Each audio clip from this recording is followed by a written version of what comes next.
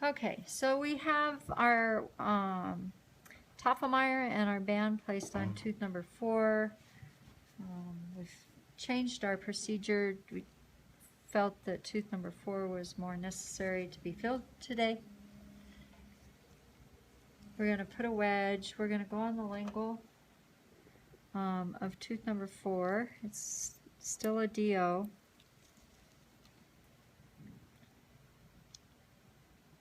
Okay, and I need a ball burnisher to burnish the band up against the adjacent tooth so that we have a nice contact. We want to make sure that we have a very tight contact. So you're going to burnish it in. Now we're going to place some varnish on the tooth. Varnish. And to place the varnish, you're going to use your cotton pliers and a little cotton pellet. Make sure that when you prepare your cotton pellet or get ready to give the cotton pellet to the doctor that it's an appropriate size for the tooth. You don't want to use a big massive cotton pellet. It's fine, it's fine. Big massive cotton pellet to go in a tooth that it won't fit in nicely. Okay. And while I'm placing the liner in, the assistant now will vibrate or triturate the amalgam.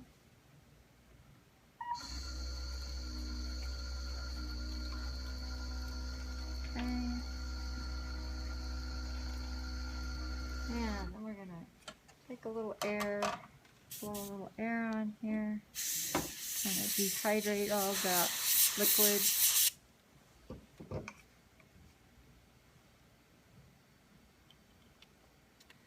We triturated it for about 9 seconds, which gave us a really nice mixture.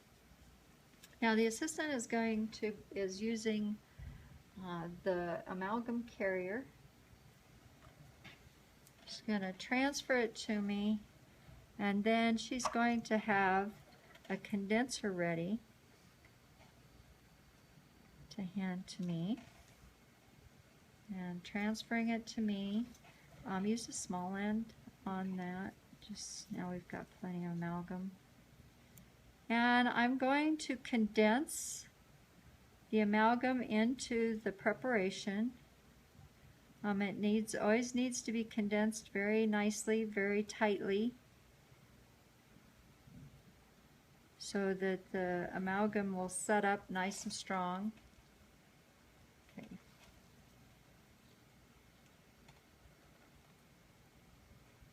And condenser. Okay. Alright, you always want to overfill your tooth just a little bit more on the amalgam carrier, please.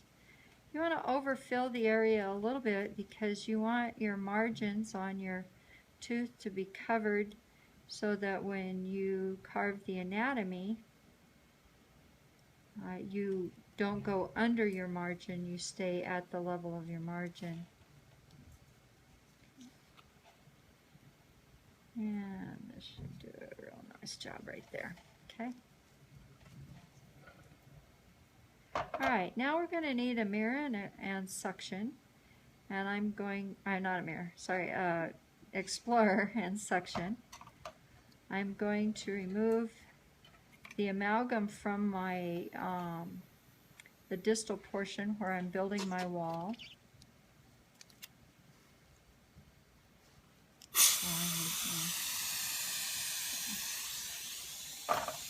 Okay, so I'm going to clean that out.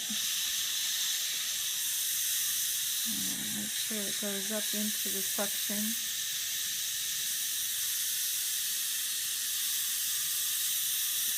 Get rid of all the excess amalgam. I take it off of around the area of the band so that I have a nice, it's called an embrasure, which will be a nice smooth area instead of a sharp area. And I need 2 by 2. Then we're going to take a 2x2 and I'm going to deposit some excess material. Okay, now I need a cleoid discoid.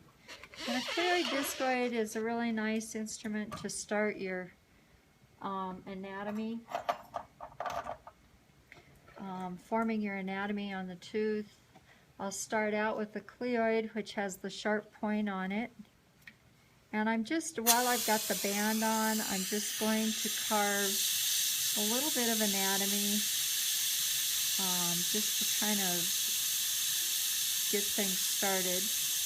Then by the time I get the wedge off and the band off, it's had a moment to kind of set and dry a little bit. Okay. Cotton pliers. Now we're going to take some cotton pliers and I'm going to remove the wedge.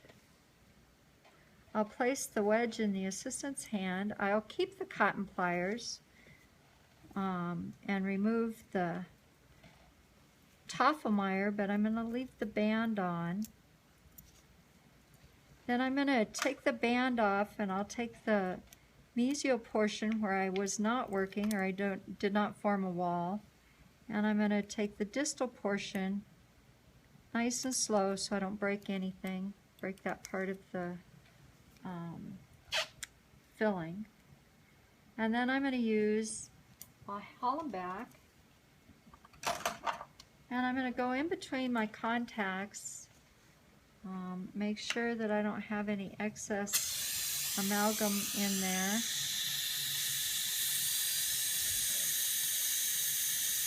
Do a little extra shaping.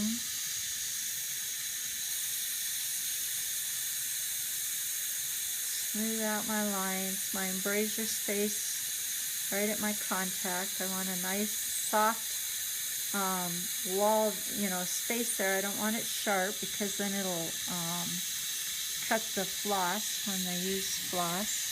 Okay, and I'll take a burnisher and I'm going to smooth my margins down. I'll take the football, and the football's got a point on it. And I'm going to create my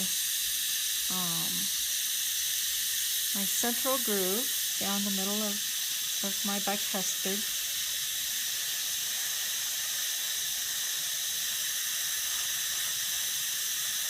Give it some anatomy.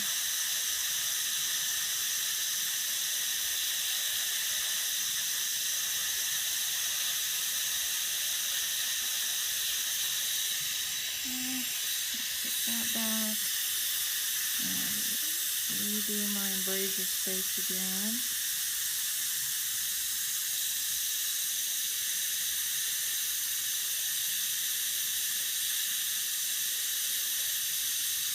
Alright, let's check the bite.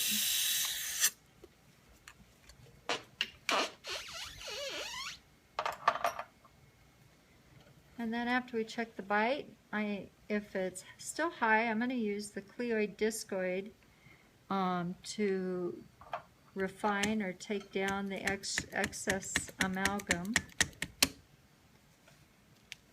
And then I'll check the bite one more time after I've done the removal of the excess amalgam, just to make sure that I got everything I needed. I'm not leaving any high spots. Okay, one more time.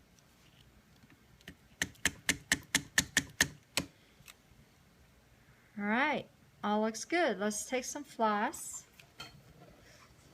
And I want to make sure that I don't have any amalgam left, what's called flash. So I'm going to go down to the base of my filling and the tooth, and I'm going to do a little up and down, and then I'm going to floss to the side. So that way, the little less I floss in there, the stronger my contact will stay, the tighter. All right, we're going to rinse this patient off. and we're going to give them a POI.